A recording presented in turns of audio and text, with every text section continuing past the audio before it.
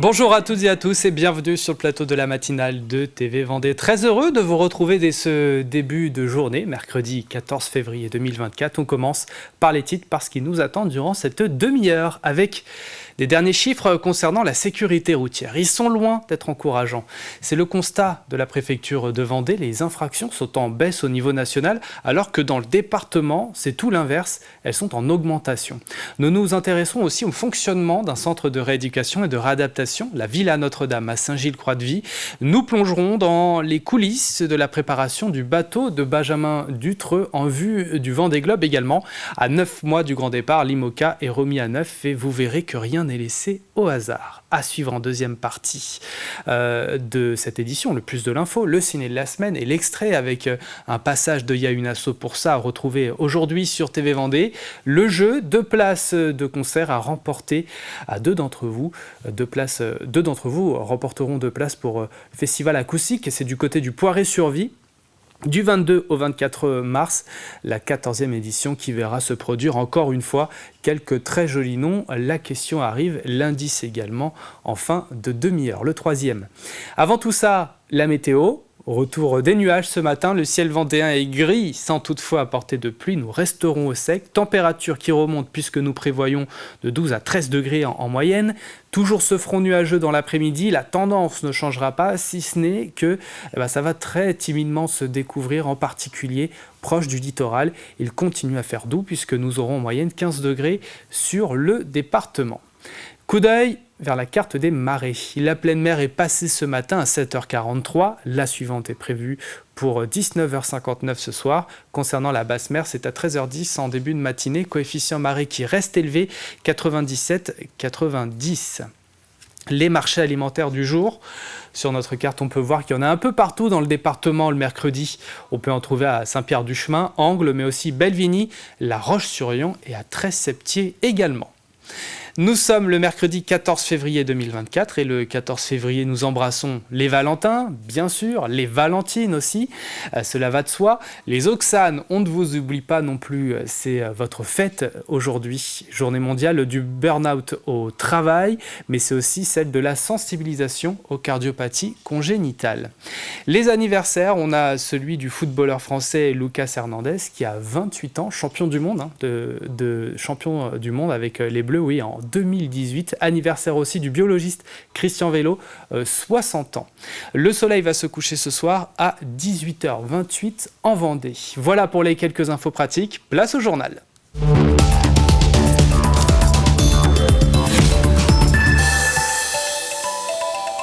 Les chiffres de la sécurité routière sont catastrophiques. Infractions et tués sur les routes sont en augmentation alors que ces mêmes statistiques sont en baisse au niveau national. Le préfet annonce une mobilisation générale pour agir sur 2 volets, la prévention et la répression. 57 morts sur les routes l'an dernier, c'est le record de la décennie. Déjà 10 tués cette année. Le préfet appelle à la mobilisation de chacun pour changer de comportement sur les routes. Il y avait de l'alcool et des stupes, il y avait un excès de vitesse, c'est souvent des causes qui s'ajoutent les unes aux autres, un manque d'attention.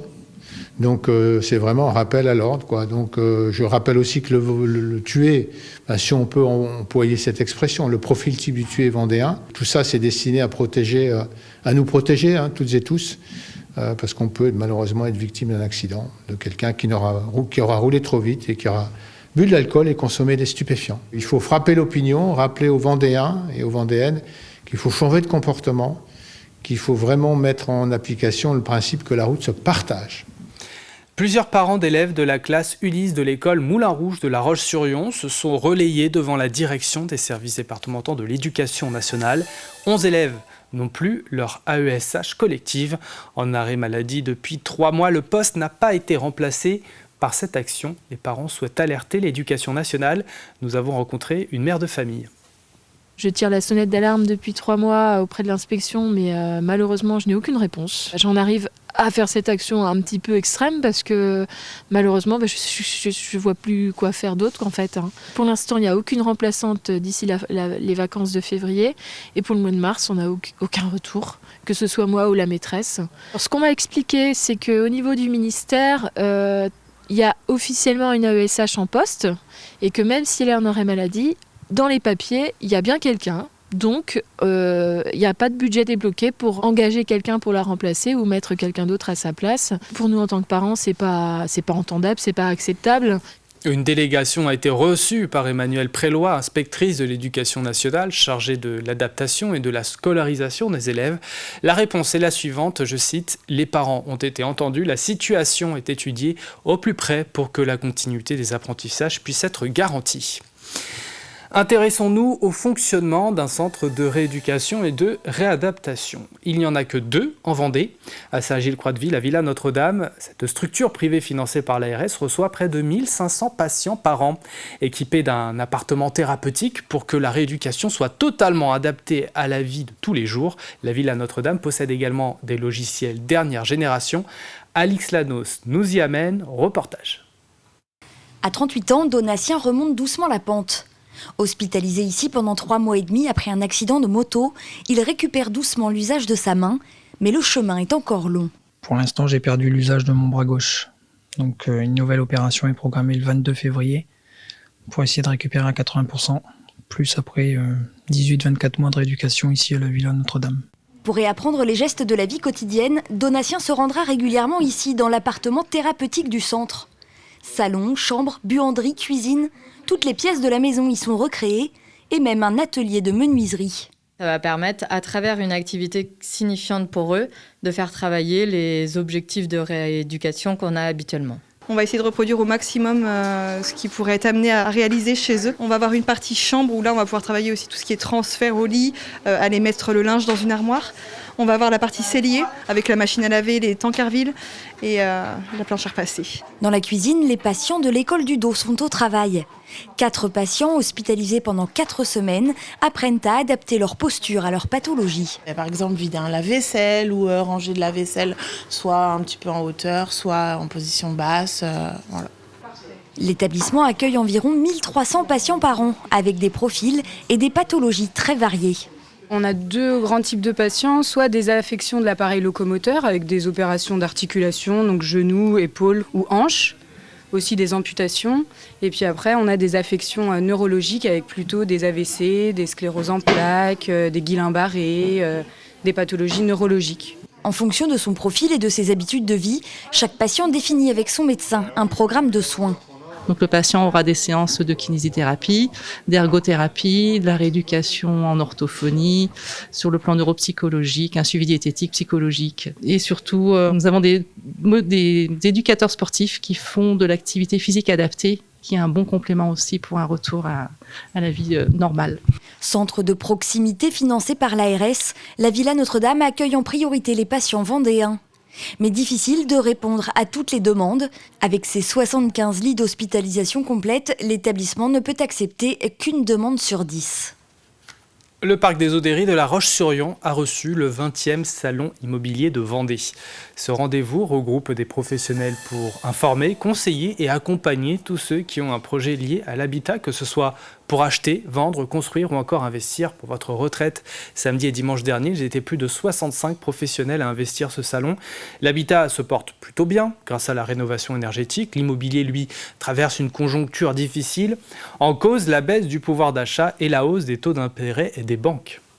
C'est difficile, la conjoncture est vraiment compliquée, mais il y a toujours un besoin d'informations, de conseils. Il y a tout un tas de choses au niveau gouvernemental qui sont mises en place. Il y a des aides, on a besoin d'échanger aussi sur tout ça. Les gens ont besoin d'être accompagnés, d'être conseillés. Donc on a aussi beaucoup d'organismes qui sont là pour ça, comme les notaires par exemple, on va avoir des constructeurs, les promoteurs qui sont là pour enseigner. On a aussi des conférences qui sont là pour enseigner les gens. Nous sommes à moins de 9 mois du grand départ de la 10e édition du Vendée Globe. Et pour les 44 skippers candidats, l'heure est à la préparation. Les IMOCA ont troqué l'océan contre le chantier d'hiver pour réparer les dégâts et être le plus performant possible. Celui de Benjamin Dutreux de la team Guyot Environnement Water Family a été entièrement démonté pour être réparé et perfectionné. Immersion dans le cœur du navire avec Colline Davy. Dans 8 mois, ce bateau sera de nouveau en mer pour le Vendée Globe. Mais avant cela, voici à quoi il ressemble. Tout est démonté pièce par pièce pour procéder aux nouveaux aménagements, à commencer par ce que l'on pourrait appeler le gros œuvre. Alors là, on est sur une mission d'optimisation de poids et d'optimisation de confort de vie pour Benjamin à l'intérieur. Donc on est en train d'enlever ce qu'on appelle les ballasts, qui sont des gros caissons qu'on peut remplir d'eau de façon à rééquilibrer le bateau au besoin. Et vu que Benjamin s'en servait relativement peu de ces ballasts-là, on enlève tout ce qui ne sert à rien et du coup on gagne un poids assez conséquent là-dessus. Ça joue sur la performance globale du bateau. Globalement, un bateau plus léger, c'est un bateau qui peut aller potentiellement plus vite. Pour améliorer cette performance, le bateau change aussi d'aspect.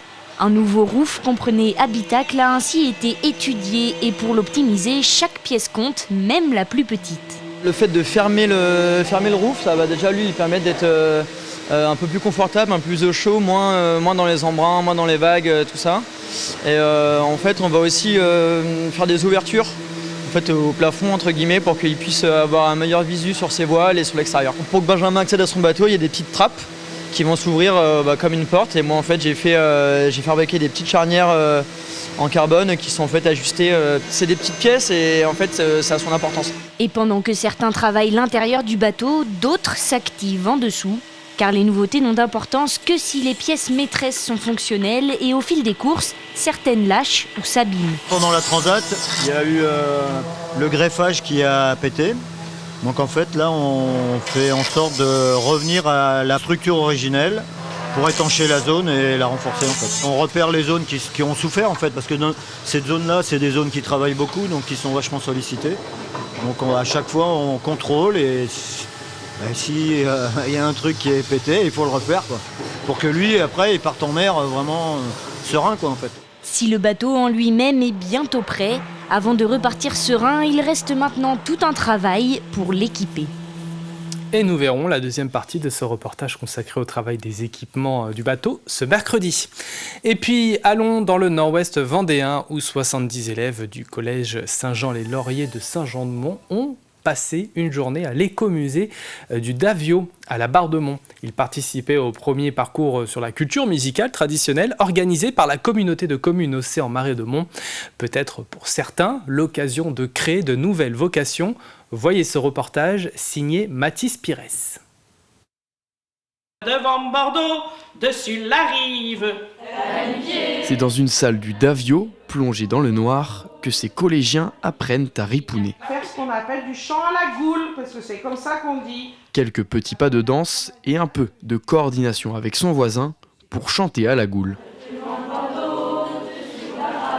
Elle a mis pied sur le navire devant Bordeaux, dessus la rive. On a travaillé sur une danse qui s'appelle le demi-rond de l'île-dieu. Chaque groupe a travaillé 2 couplets. Moi, j'étais meneuse, ils ont appris à ripouner. Vous êtes prêts ? Et parti. Et il n'y a que la fille du président, il n'y a que la fille du président. La première fois qu'on m'a dit, t'es prête à ripouner, je venais voir une personne que j'ai collectée. Je lui ai dit, je suis prête à chanter. Et il a fallu à peu près 5 bonnes minutes avant qu'elle m'explique que ça veut dire répondre en fait. Et la goule, c'est pareil, c'est même encore en France quand on inscrit chant à la goule pour les stages. En fait, c'est chanter seulement. La goule, c'est la bouche, c'est la voix, voilà la goule. Dans une autre salle, ce passionné de musique traditionnelle fait découvrir aux élèves son instrument de prédilection. Pas facile à prendre en main.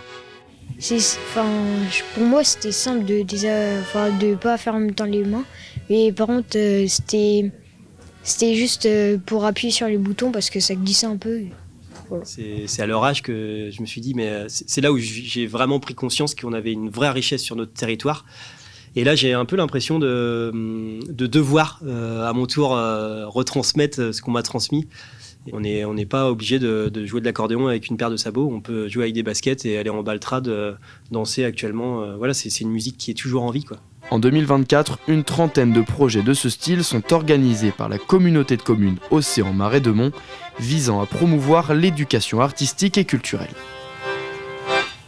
Et voilà pour l'essentiel de l'actualité en Vendée. Passons tout de suite aux prévisions météo avec des nuages, encore une fois, qui dominent. Température qui remonte puisque nous prévoyons 12 degrés tout à l'est du département, comme à Mortagne-sur-Sèvre ou encore Pouzauges, 13 à Bretignolles-sur-Mer, Chaland, Fontenay-le-Comte, La Roche-sur-Yon, les Sables d'Olonne et dans les rues de Talmont-Saint-Hilaire. Toujours ce front nuageux dans l'après-midi.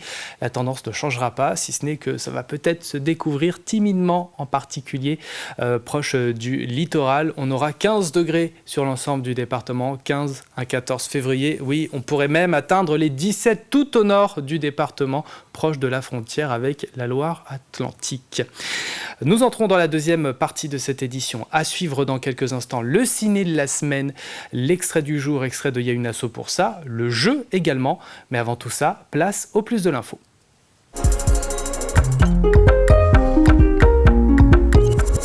Une personnalité de renom rejoint l'Institut catholique de Vendée. François Molins, l'ancien procureur général de la Cour de cassation, a rejoint l'équipe de l'ICES à La Roche-sur-Yon et dirigera une chaire d'enseignement et de recherche axée sur la dépendance stratégique de la France, ouverte à la rentrée de septembre.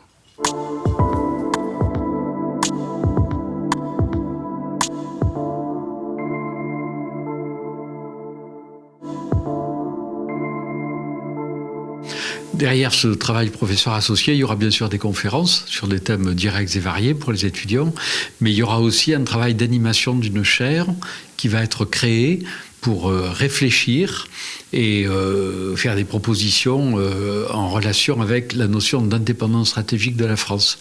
C'est pas ma spécialité, moi je viens d'un horizon assez différent, mais ce qui est intéressant, qui m'a plu, c'est d'abord que c'est nouveau. Donc ça va me faire découvrir des nouvelles choses, sortir de ce qu'on appelle sa zone de confort et surtout travailler dans le cadre d'un projet qui est véritablement ancré avec des réalités de terrain, des réalités locales, puisque ce projet s'appuie sur du mécénat.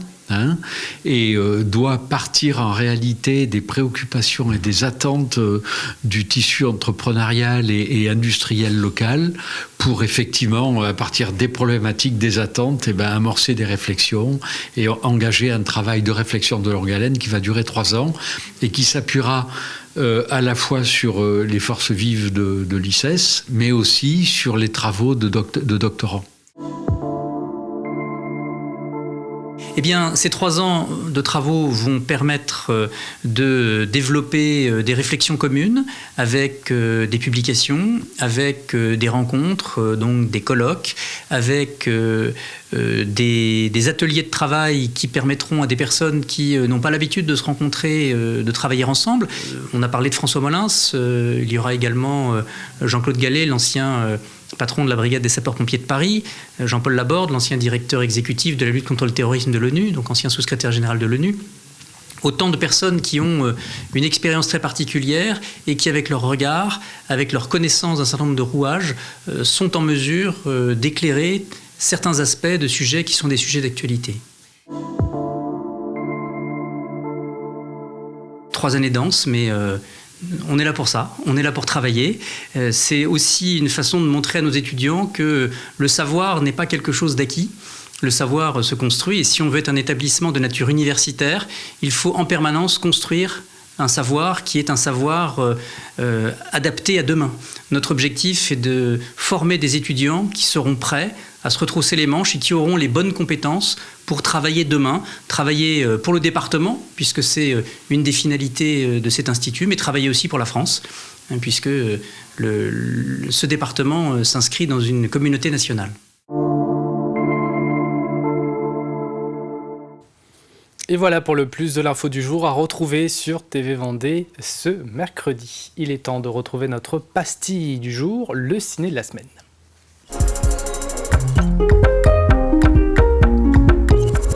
Coup de projecteur sur le Sailor The Film Festival, le premier consacré à la voile de compétition en France. De passage partout dans notre pays, il fera escale aux Sables d'Olonne, au Grand Palace, jeudi prochain, le 22. Sur certaines dates, les stars de la discipline seront sur scène et ce sera le cas aux Sables. Présentation de cet événement conçu sur mesure pour le passionné de course, des amateurs éclairés aux professionnels. Donc voilà, le principe il est assez simple, c'est mettre plein de gens passionnés de bateaux dans une salle obscure pendant un peu plus de 3 heures, parce que ça commence à 19h30 et ça finit aux alentours de 23h30. en fonction des discussions qu'il y a avant ou après les films. Donc voilà le principe du Sailors Film Festival et qui existe depuis la première édition a eu lieu en 2020 à Paris au Grand Rex. Et depuis, la tournée ne cesse de grossir puisque cette année on passera dans 25 villes différentes.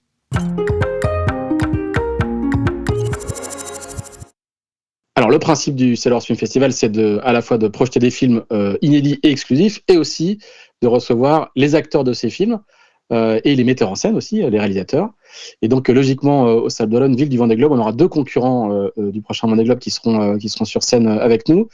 Le premier, c'est Benjamin Dutreux, bien connu des Sablés, et le second, après une première participation au Vendée Globe, et le second, c'est Sébastien Simon, lui aussi local pur beurre des Sables d'Olonne, et qui lui prépare aussi son second Vendée Globe. Il vient d'avoir décroché un sponsor et un bateau l'année dernière. Donc voilà, ils viendront tous les deux sur scène réagir aux films qu'on propose, puisqu'on va avoir, il y a 5 films différents, et donc à chaque fois, on fait intervenir après les films, soit les réalisateurs, soit les acteurs de ces films.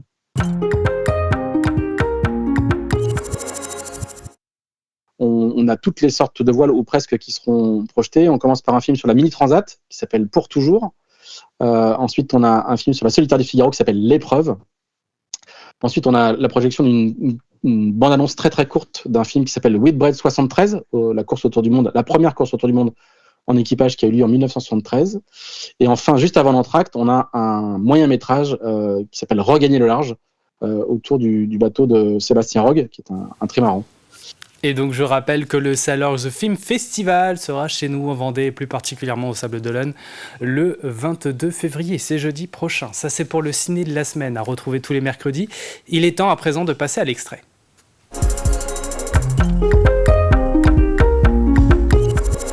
L'extrait, c'est un passage de Y'a une asso pour ça. Pour certains, c'est commercial. Pour d'autres, rien ne sera aussi important que cette fête. Nous parlons de l'association Saint-Valentin. L'invité ce mercredi est Jackie Cornu, son président. Si je vous dis que la Saint-Valentin fait partie du patrimoine culturel français, qu'est-ce que vous répondez ? Oui, parce que je crois que c'est... Je ne vais pas dire que c'est typiquement français, parce qu'il y a entre autres le Japon, les pays asiatiques, fêtent énormément la Saint-Valentin. Et les États-Unis aussi, énormément aussi. C'est pas dépassé un peu de mode que de fêter la Saint-Valentin ? Bien sûr que non. C'est pas moi qui vais vous dire que c'est passé de mode, bien au contraire. Parce que en 2023, on a accueilli pendant une semaine 350 personnes par jour qui arrivent le matin et qui repartent le soir. Et ça, à Saint-Pierre-du-Chemin ? Et c'est à Saint-Pierre-du-Chemin, 1400 habitants. Qui était la Saint-Valentin ? Saint-Valentin, il y a plusieurs versions. Alors, Saint-Valentin, il paraît qu'il était prisonnier. Il aurait guéri la fille de son geôlier qui était aveugle. Ça, c'est une des versions. Après, la Saint-Valentin aurait été créée pour contrecarrer une fête païenne qui était le 15 février, qui était les Lupercales. Il y a plusieurs versions. Hein. Et il y a plusieurs versions, et il y a plusieurs Saint-Valentin ? Oui, il y en a plusieurs, je ne me souviens plus de tous les noms, mais il y en a au moins 2 ou 3. Celui de Saint-Pierre-du-Chemin, ça s'est fait simplement dans les années 1840. Il y a des recherches qui ont été faites dans un cimetière sur la Via Appia en Italie. Et il y avait une petite chapelle en ruine, et près de cette chapelle en ruine, il y avait une tombe qui était marquée Saint-Valentin. Et il y avait un abbé vendéen, originaire de Saint-Pierre-du-Chemin, qui avait été envoyé là-bas. C'était au moment de la béatification du père de Montfort, et qui était là. Puis c'était un petit peu de bon ton, demander à ceux qui étaient là, est-ce que ça t'intéresse et tout. Dis-moi, je veux bien. Et donc, il a envoyé quelques ossements des reliques Saint-Valentin à sa paroisse de naissance. Et ça a été, on a un document signé par le cardinal Patrizzi du Vatican, attestant ces reliques étant celles de Saint-Valentin. Et cette relique est authentifiée ? Oui, depuis 1847. À Saint-Pierre-du-Chemin ? À Saint-Pierre-du-Chemin, à la paroisse de Saint-Pierre-du-Chemin. Il y a beaucoup de fierté quand on vous entend ? Oui. Oui, pourquoi ? Parce qu'il n'y en a pas partout. Oui. Il n'y en a pas partout. Il y en a d'autres en France. Il y en a entre autres à Roquemaure, dans le Gard. Mais on a quand même la prétention de savoir qu'on les a eus avant. Et ce nouveau numéro de Y'a une asso pour ça est à retrouver donc dans son intégralité aujourd'hui sur TV Vendée. Avant de marquer une page de publicité et nous quitter, passons au jeu.